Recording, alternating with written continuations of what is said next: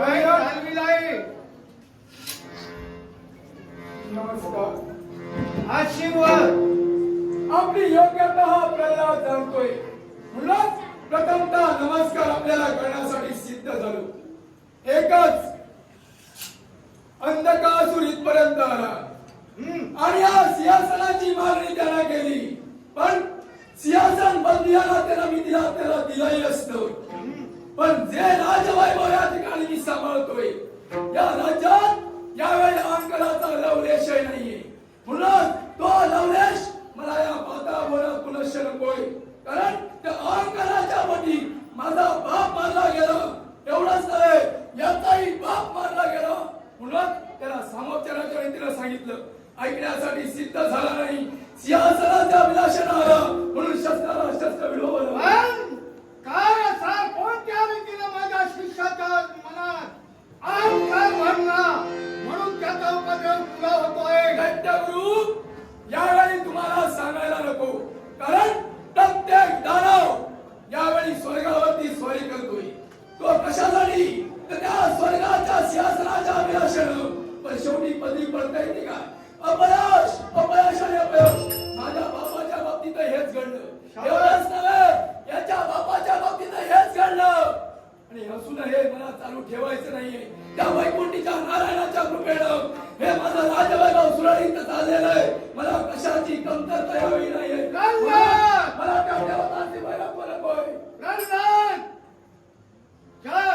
बापाच्या पोटी तुझा जन्म झाला, त्याचं नाव बाप म्हणून त्याचं नाव सुद्धा घेऊ नको. कशासाठी? कारण प्रत्येक आई बापाच्या पोटी पुत्र जन्माला येतो.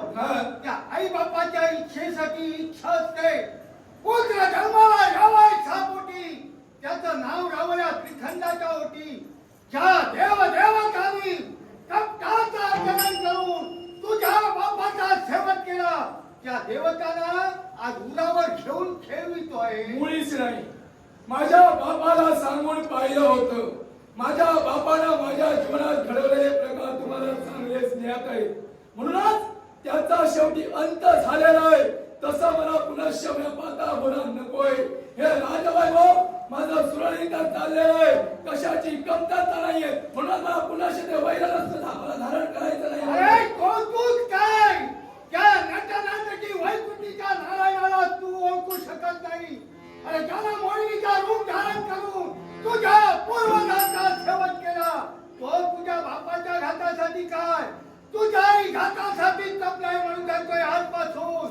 या नारायणाचं नाव बंद केलं पाहिजे. दैत्यगुरु, माझा जर घात त्याला करायचा नसता, याच्या आधी केला असता. ज्यावेळी माझ्या बापानं मला उकाट्यात देला लागलं, नव्हे कडे लोट केला उंच अशा दरीतून, नव्हे तर हत्तीच्या पायाखाली मला चिरडण्यात, त्यावेळी माझा अंत झाला असता. त्याचा कृपेचा कृपा आशीर्वाद माझ्या पृष्ठभागी असल्या कारणानं हा प्रल्हाद या ठिकाणी राजवैभव सांभाळतो. अरे ती कळसूत्री बाहुली तुला केलाय. मुळीच कळसूत्री बाहुल्याला हसविणार, खेळविणार आणि प्रसन्न होईल. मारायचा असला केव्हाच मारला असता माझ्या नारायणानं. पण या वातावरणाच्या ठिकाणी मीच नव्हे, हे माझे सारे प्रजाजन त्या वैकुंठीच्या नारायणाच्या नामात मग्न आहे. म्हणूनच म्हणतोय, अरे तुझ्यासारखा अप्पल पोटा मला दुसरा कुणी दिसत नाही. तुझाही वाटोळा होईल ते होईल, पण त्याचबरोबर सारा लाख जगाला तू दुःखात दैत्यगुरु, मला धनुकुलाचा वाटोळा करायचा नाहीये. म्हणून आम्ही नीतिनियम वापरलेला आहे. काय चुकताय माझं? यात चुकताय ते तुझं नव्हे. यात चुकताय ते तुझं नव्हे. तुला मिळालेला गुरु, तुला ज्यानं मार्गदर्शन केलं तो तुझा गुरु. दैत्यगुरु शुक्राचार्य, दैत्यगुरु तुझा मात्र मी गुरु नाही. तुझा गुरु तो सपाट पायाचा. म्हणून तुम्हाला मी गुरु केला नाही. उभ्या शनीचा नक्षत्र आग लावला, काय लावला, गोप मारा.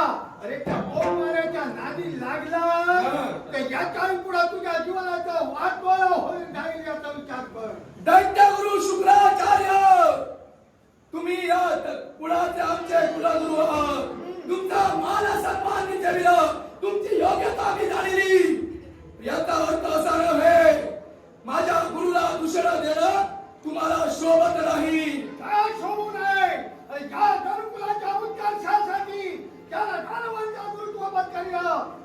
दानवाचा उत्कर्ष जिथं मला करायचा आहे त्या दानवाच्या उत्कर्षात तुझ्यासारखा जर का एक या काटा जर का एक असेल तर तो काटा अजूनपर्यंत दानवांचा उत्कर्ष झालेलाच नाही. ते दानव मरून मोकळे होत त्यांचा उत्कर्ष होणार तो कधी. यांचा उत्कर्ष कसा केव्हा कधी करावा हे माझ्या अंगी पण तुझ्यासारखी ती आज जर का नेट करून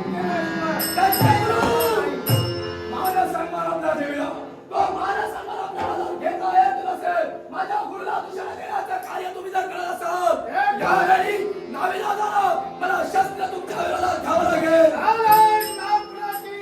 अरे आज ज्या तुझ्या गुरुला गुरु गुरु म्हणून आज शिकारावर करतोय आज याला बॉम्ब मारा ज्याला आतापर्यंत तुला सुख पाहिलं नाही ज्याला मेलेल्याचं दुःख नाही जन्माला आलेल्याचं सुख नाही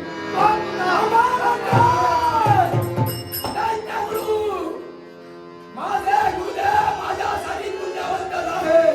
ज्यांनी मला ज्ञानार्जन केलं त्या ज्ञानामुळे या वातावरणाचा वैभव प्रल्हाद सांभाळतोय.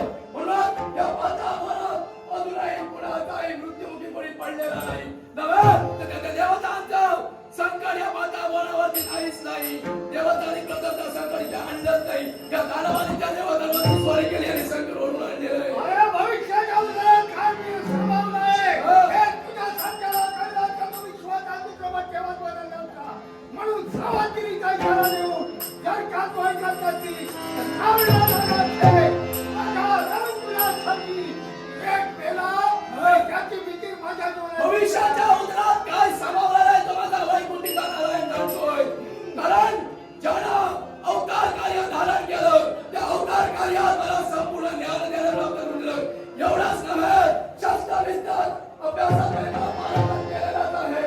दैत्यगुरु शुक्राचार्य अजूनही तुम्हाला सांगतोय नको तो वितंडवाद नकोय. पुढे सांगतो चला याला घ्या आणि माघारी चला. आई तो देवा या राज्यात या माझ्या राजसिंहासनावर माझ्या शिक्षणामध्ये आज अधिकार याच्या वतीनं द्यावे तुम्ही याच वेळी माझ्या देहात जोपर्यंत पंचप्राण आहेत हे कधी शक्य होणार नाही.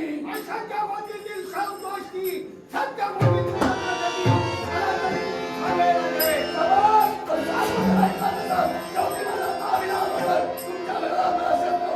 वाक्यांच्या शब्दाचा मला केला की प्रत्येक शब्दाला उत्तर देण्यासाठी हा दैत्यगुरु शुक्राचार्य